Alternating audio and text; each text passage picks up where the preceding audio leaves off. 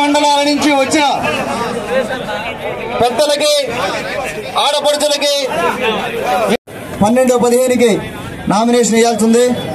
దయచేసి అన్యదా భావించొద్దు. నేను అందరినీ కలుస్తాను. ఒకవేళ నేను ఏదైనా కాల్స్ అయిపోయినా కూడా అన్యదా భావించొద్దు. దయచేసి ఎవరైనా కూడా నాయకత్వం అందరూ కూడా మనందరం కలిసి ముందుకెళ్దాం.